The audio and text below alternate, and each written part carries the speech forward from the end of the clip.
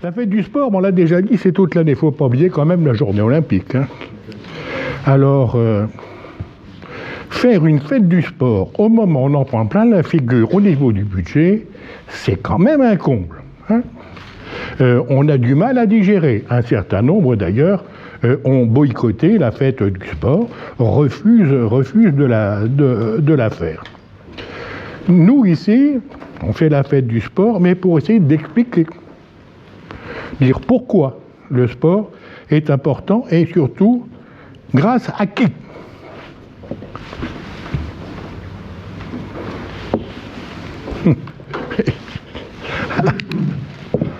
À une réunion du FNDS de l'époque, le ministre payait un coup à boire. Ça, ils n'étaient pas nombreux, ça doit être Jean-Pierre Soisson. Et il y a quelqu'un qui vient me saluer, dit que je m'appelle, je tais son nom, je suis le nouveau directeur adjoint des sports. Bienvenue, monsieur le directeur, et je suis énarque. Alors je tousse, et je lui dis, excusez-moi, j'y suis pour rien. Il rigole pas. Il me dit, j'ai réfléchi. Alors là, je pense la même chose que vous, je ne lui ai pas dit que c'était un scoop. Et il me parle d'équipement. Je lui dis, écoutez, ça fait des années que moi je m'occupe du BHV, basket en volley, avec ma table à dessin, je fais les terrains. Je suis le président du seul centre d'innovation de transfert de technologie en sport de France. J'ai réfléchi aussi. C'est curieux cette manière de nous prendre pour des imbéciles. Par ailleurs, je lui dis que le cabinet de la direction ne s'entendait pas. Donc, il arrive au cabinet, il y a des fonctionnaires qui travaillent là-dessus depuis je ne sais pas combien d'années, mais lui, il arrive, il a des idées. Deuxième énarque, je suis président de la Fédé volley et on a organisé le championnat du monde en 86. Donc, on m'envoie, j'ai été contrôlé 16 fois, donc au niveau du contrôle, c'est pas mal. Et on m'envoie donc une jeune énarque pour faire contrôle, cette fois-ci, contrôle des finances. Ça a duré 6 mois. Je téléphone au directeur des sports, je dis pourquoi tu me l'envoies? Il dit je préfère qu'elle aille chez toi qu'ailleurs. Bon, je fais contre mon baisse fortune, bon cœur. Je l'accueille gentiment, je lui dis voilà, on vient d'organiser un championnat du monde dont le budget est de 20 millions de francs. Je n'ai pas un centime de l'État, je paie la télévision 86. Donc avant 87, mathématiquement c'est imparable. Et 87, c'est Canal+. Donc la 1 et la 2 sont du service public. Donc les services publics, je le paie 1,2 million. On a aussi la mise à disposition de Bercy, 1,4 million. C'est sympa quand même comme mise à disposition. Et je lui dis, voilà, je pense que nous avons rapporté à l'État entre 6 et 7 millions de francs. Donc combien, ce serait bien de calculer, combien j'ai payé l'État pour organiser le championnat du monde. Il n'a pas apprécié. Au bout de 6 mois, après avoir contrôlé mon club et avoir déclenché une inspection des finances, une de plus personnelle, elle fait un rapport en disant il faut que le président soit parisien parce que ces déplacements coûtent trop cher, et il faut supprimer les ligues et les comités départementaux parce que ça ne sert à rien. Très en forme, j'ai fait un contre-rapport. Cette manière de nous regarder pose quand même problème. Alors à partir de ce moment-là, ayant un long parcours bénévole, j'ai dressé une liste de grands professionnels pour lesquels je souhaite qu'ils continuent à être payés, mais que surtout qu'ils ne fassent rien. Pardon ? Oh, je ne suis pas sûr qu'il en ait besoin. Ici pour l'enregistrement, parle dans le micro. Ok, bon d'accord.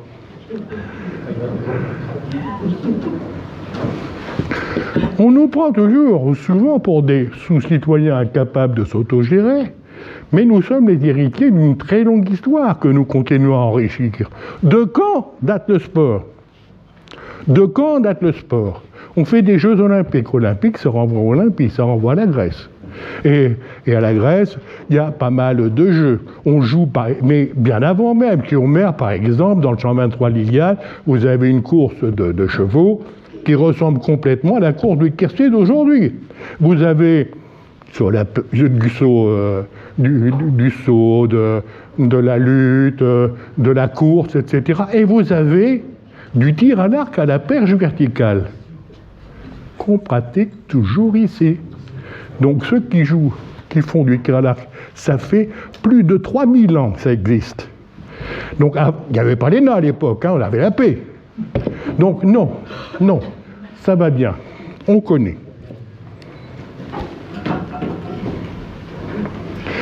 Va sortir bientôt un livre de Bernard Jeux, qu'on a retrouvé dans ses archives, sur le sport, l'émotion, l'histoire. Pas trop le temps de rentrer dans le détail, mais le rôle, je dis, c'est de dire que pour comprendre le sport, pour comprendre les matchs, on ne peut pas comprendre le sport si on ne revient pas à ses origines. Bernard Jeux avait une formule pour dire, il disait, le sport c'est du tribal au cœur de l'industriel. C'est pas une phrase facile à passer.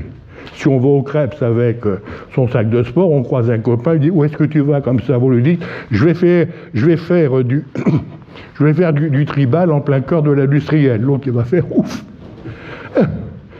Mais nous sommes les héritiers de tout ce passé. Je signale qu'avec l'histoire du sport, on fait une histoire de la culture. Donc attention. Nous sommes les héritiers, il faut les conserver, et par conséquent, tout le travail sur la mémoire du sport est essentiel, d'où le travail qui était lancé par le Cercle Bernard Jeux, l'université, sur le travail d'archives. C'est quoi le sport? Le sport d'aujourd'hui, etc. C'est mon 5e successeur, Jean-Michel. Il me doit, etc. Mais moi, je dois aux prédécesseurs, et ceux d'avant, ils doivent avant, etc. Comprendre le sport, comprendre son évolution, c'est donc le meilleur moyen de se comprendre. Donc, je dis la conclusion de cette première partie, saboter l'héritage des Jeux, c'est un contresens culturel. C'est un contresens culturel.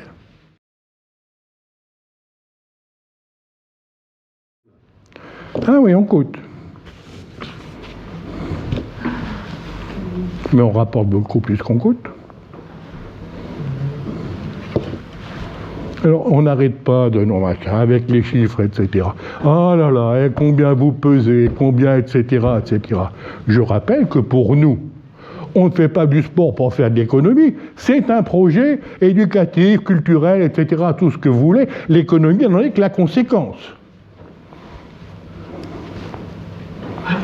Jetons un œil. Pour ce qui concerne les pouvoirs publics, tu l'as rappelé il n'y a pas très longtemps, je crois qu'il est sur LinkedIn, bon, la grosse part, c'est les communes, voilà. La dépense sportive. Pas la dépense sportive, les premiers, c'est les médages, sur les sportifs eux-mêmes.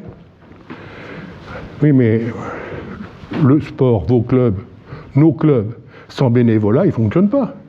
C'est pas parce qu'on n'est pas payé que le travail il est inutile. Un kilowattheure, c'est toujours un kilowattheure, quel que soit son prix, même si vous l'avez gratuitement.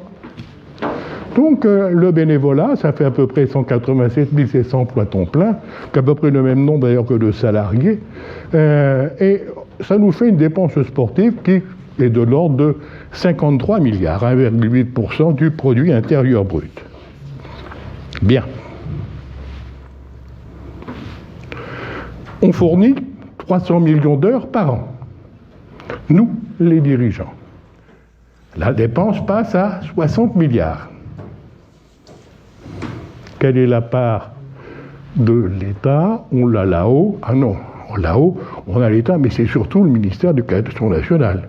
Le ministère des Sports, c'est tout petit. Et par conséquent,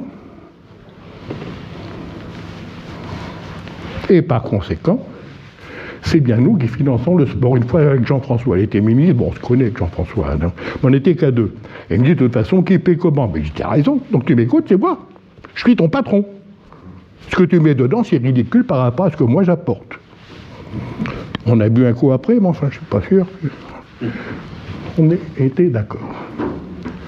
Mais c'est pas tout. Le poids du sport. Mais dans l'économie, c'est important. Dans les industries, dans le commerce, dans les secteurs des services, dans le tourisme, dans les médias, etc. Ça en fait du poids. Par-dessus le marché, on peut s'interroger sur le poids du sport aussi dans La santé, on vient de le dire. L'éducation, et encore que dans l'éducation, le sport ne soit pas tout à fait à sa place. On a fait les classes quand c'est sport, et je le cherche, Jean. Le sport est un excellent média de culture générale, et en particulier de culture scientifique. T'es nul en maths, c'est pas grave. Et j'étais prof de maths à côté. T'es nul en maths, c'est pas grave, bien faire du sport. Et ils mesurent, etc. Les profs de maths sont sidérés. Les gosses, ils manipulent, et par conséquent, le sport est un excellent média de culture générale et l'olympisme, vecteur d'éducation. L'insertion part et dans le sport, y compris l'insertion professionnelle, dont Philippe est d'ailleurs un des leaders. La cohésion sociale, l'environnement, l'innovation, etc., on peut faire le tour des ministères, on les concerne tous, sauf peut-être les anciens combattants. Mais tous les ministères sont concernés. Et on l'a déjà dit et redit, 1 euro investi par l'État dans le sport lui en rapporte 13. Le sport génère entre 194 et 254 milliards d'euros d'économies. On peut penser que ça mériterait un peu de respect, un peu de prise en compte. Réduire le budget déjà ridicule de l'investissement dans l'État sur le sport est une erreur économique. Vous voulez de l'économie? Eh bien, c'est une erreur économique.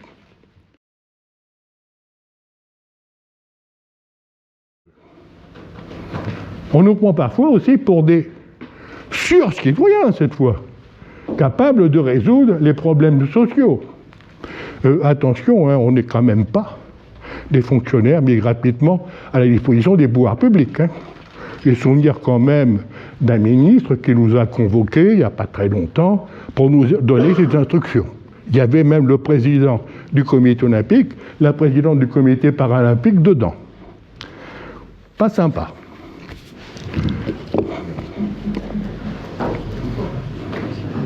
On veut bien participer, bien sûr, à une mission de service public, mais ça ne se confond pas avec le service public. Donc, on travaille dans le cadre de partenariat avec les collectivités concernées. Je rappelle qu'en 2001, on a signé une convention, une charte d'engagement réciproque entre l'État et le mouvement associatif. Et j'y étais, puisque je suis dans les fondateurs du mouvement associatif. Voilà. À l'époque, on se faisait confiance. À l'époque. On va peut-être s'en rappeler.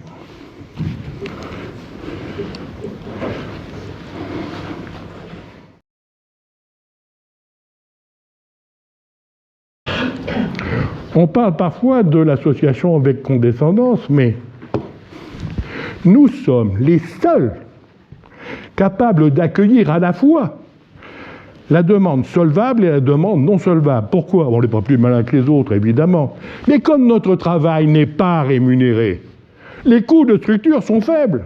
Donc, la participation à un club, la cotisation à l'association, eh bien, elle n'est pas très élevée. Par-dessus le marché, on peut donner un coup de main aux plus faibles. Ça ne coûte pas beaucoup de s'inscrire dans un club. Une municipalité ne peut pas. Ici, on a un service des sports qui est remarquable, mais le service des sports, il est forcément limité, il ne peut pas s'occuper de tout. C'est évident. Il y a bien sûr aussi des activités commerciales, et c'est très bien, mais l'activité commerciale, elle fait du business. L'entreprise, elle n'est pas là pour faire de l'accueil social. Donc, réfléchissez. Je parle à l'Assemblée nationale, réfléchissez. Nous sommes les seuls capables d'accueillir à la fois la demande solvable et la demande non solvable. On veut faire du sport, sans nous, c'est pas possible, ou c'est très limité. Alors ça aussi a un sens. Les diapositives, je vais les passer assez rapidement, elles seront disponibles sur le site du CROSS. J'ai mis la référence au début. Oui, j'ai mis la référence au début. Puis je mettrai ça sur LinkedIn et sur Facebook. Donc, dans les 3 cas de figure, le cas qui nous concerne, nous, c'est pas simplement parce que ça coûte moins cher. Non, c'est une formule culturelle. On invente, on fait ça. C'est le sport des sportifs. Je crée mon sport, je vais jouer au volley, je fais de la natation, etc. avec mes copains. Je m'inscris par plaisir, bien sûr. Et puis il faut s'en occuper, donc je prends des responsabilités par plaisir. Le sport est alors une culture à part entière. Et le rôle du dirigeant sportif, s'associer, ça repose sur des valeurs.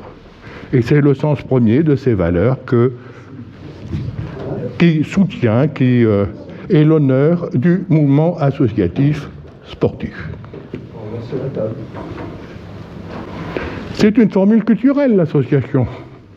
Et par l'association, par l'imaginaire, on l'a dit tout à l'heure, oui, les Jeux Olympiques, ça a rassemblé les nations du monde entier. On est hors de l'espace et du temps. Voilà. J'en connaissais beaucoup d'activités qui rassemblent le monde. Le 3 août, en France. Le 3 août, on a Olivier Ferrand-Prévot qui remporte de manière époustouflante le Tour de France féminin. On a aussi en natation ce jour-là, comme d'habitude, notre champion de service Léon qui fait un tabac. Il y en avait d'autres. Nous, en volley, on gagne la coupe, le championnat d'Europe pour une équipe de jeunes. Et puis l'autre. Mais on était avec ces champions, avec nos champions, dans un autre monde, quoi. Ils nous emmènent dans cet imaginaire qui nous permet de fonctionner. Cet imaginaire, le jeu. Faites attention, le jeu, je joue. Je m'amuse, ou bien je joue une pièce, mais le jeu, c'est surtout au sens mécanique. Pour fonctionner, votre cardan, il a besoin d'un peu de liberté. Et c'est cette liberté-là que nous offre le sport, comme tout le domaine de la culture d'ailleurs.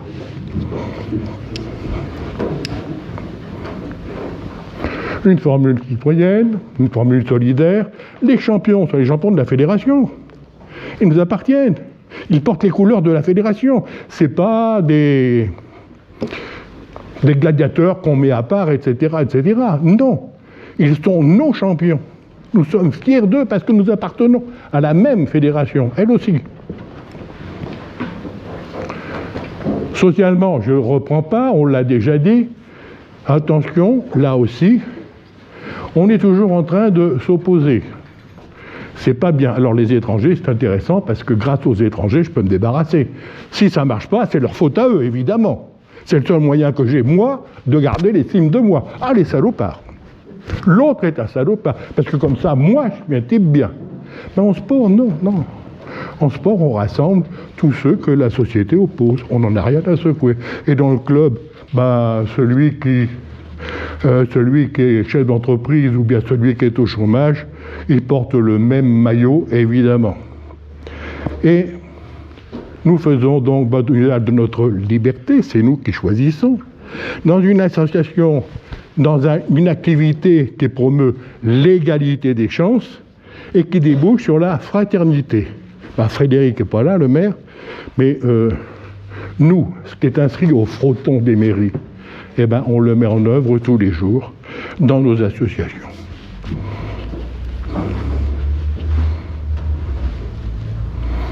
Bon, formule culturelle, économiquement rentable, une formule citoyenne, pas le temps de développer tout ça.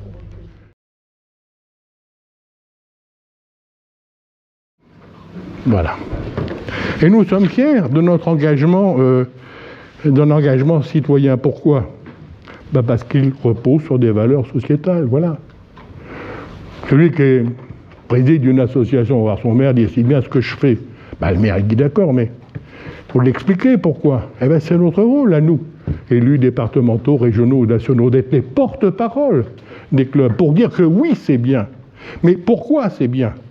Parce qu'effectivement, nous sommes fortement utiles à la société.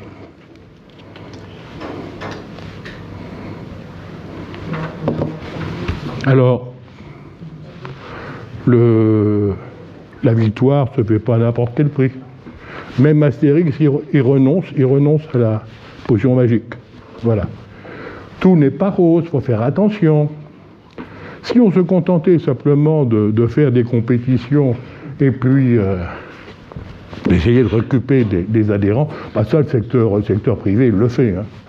Non. Nous, On le fait en fonction de valeurs par rapport à ce qu'on appelle le dépassement de soi. C'est une expression qui m'embête un peu parce que quand on se dépense, n'est-ce pas, docteur, c'est soit on est mort, soit on a triché normalement. Hein. Donc il s'agit des athlètes qui sont là, ils repoussent leurs limites au maximum. Ils développent au maximum leur talent.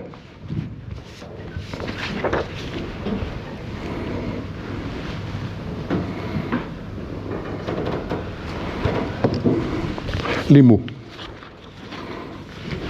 Les mots sont là. C'est peut-être la diapositive la plus importante. On fait du sport dans son club pour son plaisir. Colette, tu es témoin du fait que je me suis bien marré quand même au Luc, hein, pendant mon paquet d'années. Pour son plaisir. Oui, mais on y prend l'engagement pour faire partager son plaisir ensemble. Mais ça s'appelle la culture. Pour faire évoluer son club, son sport, sa fédération, la création. Mais en sport, la création, elle est permanente. On crée des associations, on crée des activités, on crée une nouvelle fédération. Ça n'arrête jamais. C'est un monde de création. Pour la satisfaction de rendre service aux autres dans le cadre du projet de l'homme, c'est une démarche humaniste. Pour gérer en commun ses propres activités, c'est de la sociabilité. Parce qu'il faut bien se répartir les tâches, ben oui. Ah oui, il faut être dirigeant, il faut être entraîneur, il faut être arbitre, etc. C'est de la convivialité. Pour aider les jeunes à découvrir des valeurs et à prendre des responsabilités, c'est de l'éducation. Pour être utile à la vie de la cité, c'est de la citoyenneté. Pour améliorer au quotidien la vie de ses semblables, ça, c'est de la socialisation. Donc, si vous n'avez qu'une diapositive à retenir, c'est celle-là. Le sport au service de la vie sociale. Donc au Conseil économique et social, je présidais le groupe des associations, j'étais vice-président de la section des activités productives et j'étais également à la commission, à la section éducation. J'ai fait donc un rapport avec un avis au gouvernement en 2007 qui s'appelle tout simplement « Le sport au service de la vie sociale ». Bien sûr qu'il y a... Et mes collègues me disaient, mais il faudrait que tu nous parles des dérives et des contre-valeurs. Je dis, mais vous embêtez, réfléchissez, faites attention à ce que vous dites. Si vous me dites que dans le sport, il y a des dérives et des contre-valeurs, c'est que vous reconnaissez au sport des valeurs. Quel est le meilleur moyen de lutter contre les contre-valeurs? C'est de promouvoir les valeurs, tout simplement. Bien sûr. Après, vous allez dire, ah, ça c'est pas bien, ah, ça c'est pas bien, ah, ça c'est pas bien. Qu'est-ce qui est bien? Voilà, mettre en avant ce qui est bien et ce qui se fait dans nos clubs au service d'un monde un peu plus humain. Donc, j'ai proposé un contrat social pour un sport équitable en faisant la proposition d'une conférence nationale du sport tous les 2 ans, en année impaire, présidée par le Premier ministre, avec l'ensemble des ministères, évidemment, puisque le sport concerne l'ensemble des ministères.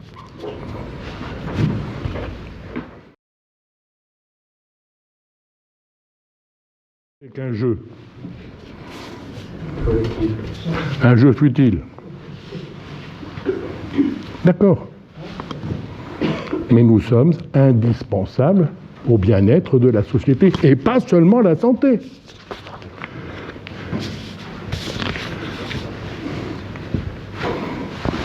Merci.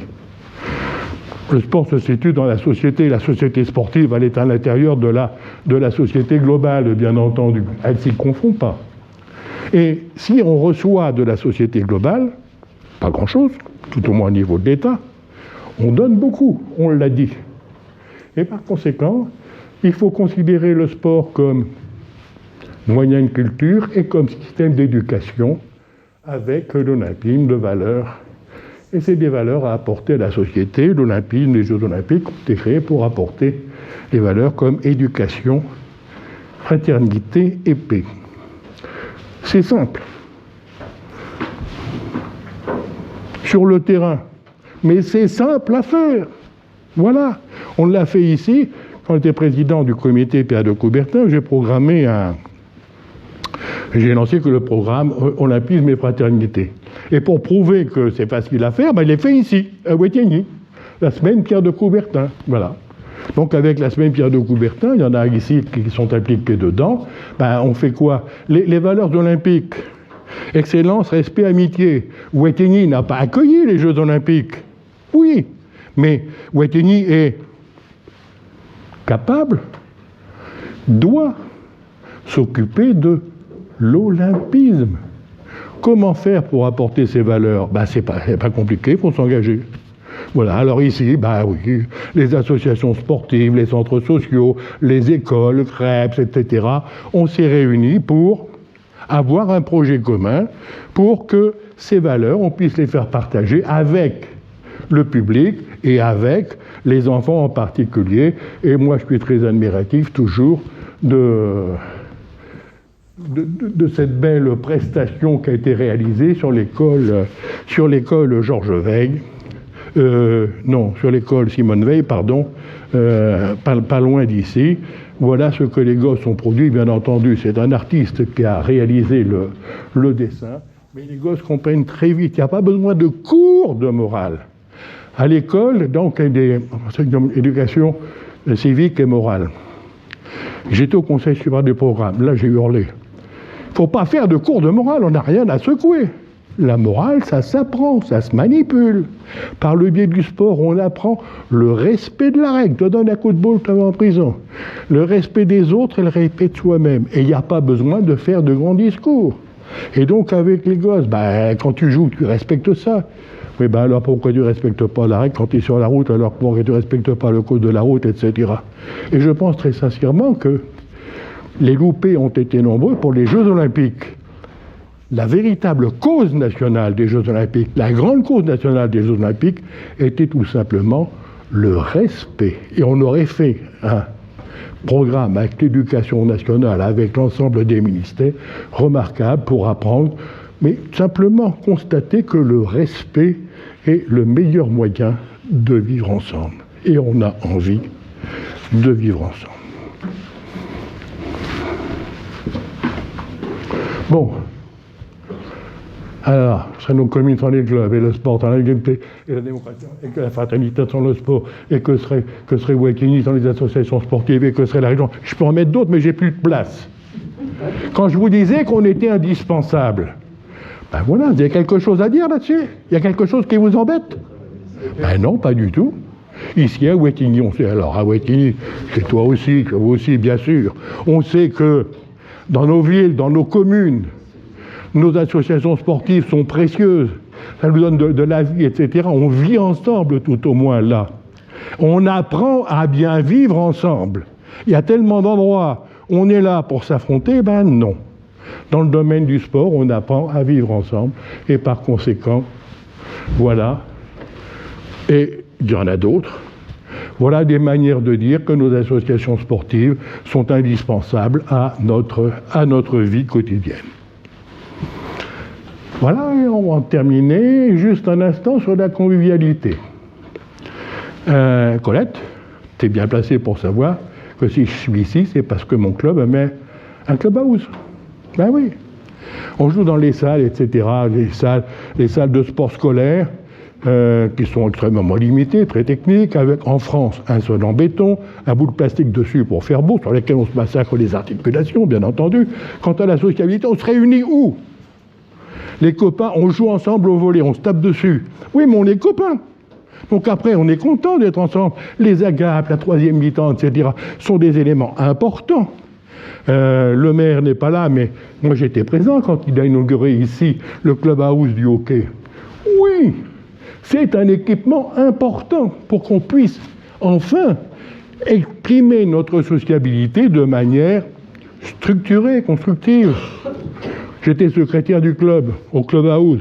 On rigolait bien, oui, mais à minuit ou l'heure du matin, je savais qui accompagnait les cadets, qui récupérait les ballons des juniors pour les passer aux seniors masculins, qui les répartitions de l'arbitrage, etc., etc., etc. Pas besoin de faire toujours des réunions formelles. Ces réunions informelles qu'on tient dans les clubhouses sont essentielles pour que nous puissions mieux faire partager nos valeurs de club.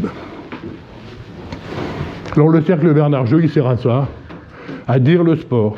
Moi, je ne suis pas le cross, je ne suis plus. Le mouvement sportif, ici, le cross, c'est toi, pas moi. Je dis ce que je veux, et en tout cas, je ne peux pas m'exprimer, moi, au nom du cross, évidemment. Mais on travaille pour dire le sport, et par conséquent, nous essayons d'apporter de la connaissance à ceux qui gèrent le sport pour qu'ils puissent discourir avec les pouvoirs publics, avec le secteur commercial, etc. Voilà, chers amis, chers collègues, j'espère avoir prouvé, démontré que vous avez toutes les raisons d'être fiers de votre responsabilité, de votre engagement citoyen dans un bénévolat de la responsabilité au profit d'un monde plus fraternel. Pam, pam, pam, pam. Notre ami André. Bravo. Et donc je te remets cette médaille d'ambassadeur du sport. Tu n'as pas besoin de la médaille, tu es un ambassadeur né pour le sport. Tu l'as fait vivre et tu nous as fait vivre ici de nombreux messages que tous partagent mais que tu as si bien exprimé. Encore une fois, merci André. Merci. Voilà.